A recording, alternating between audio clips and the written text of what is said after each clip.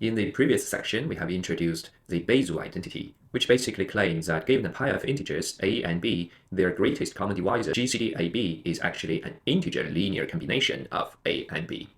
We have proved this theorem last time, but we did not really discuss how to find a pair of desired integers x and y so that this equality holds, which will now be the mission of this section. Indeed, recall that the greatest common divisor is computed by the Euclidean algorithm, and the desired integers x and y can be easily determined if we carefully check each single step in the Euclidean algorithm.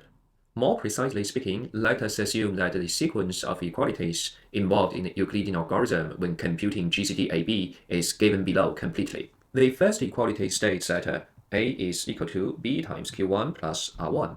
From there, we can write R1 as A minus B Q1. Notice that this means R1 is an integer linear combination of A and B. Now, keep going to the second equality, which claims that B is equal to R1 times Q2 plus R2.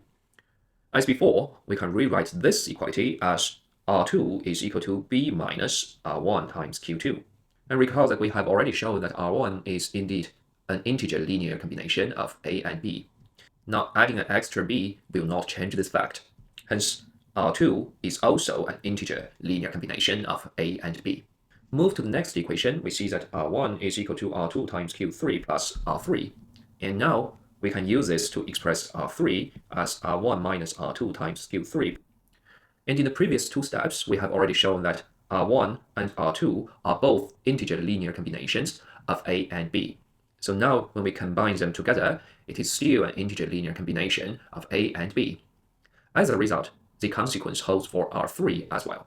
And now we can keep going to R4, R5, R6, R7, and so on. And using the similar argument as before, we can actually show that each term in the sequence of remainders is actually an integer linear combination of A and B. Now, don't forget that the greatest common divisor, which is the last non-vanishing term in this sequence, is not an exception. Thus, if we keep going, we will eventually be able to write the greatest common divisor as an integer linear combination of A and B.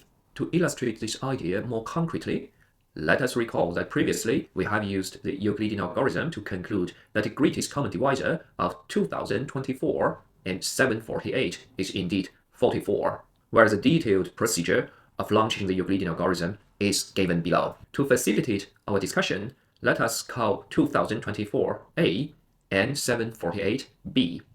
Thus, the first equality reads that A is equal to B times 2 plus 528, which in turn implies that 528 is equal to A minus 2B. You see that we have successfully represented the first remainder as an integer linear combination of A and B. Keep going, the second equality reads 748 is equal to 528 times 1 plus 220.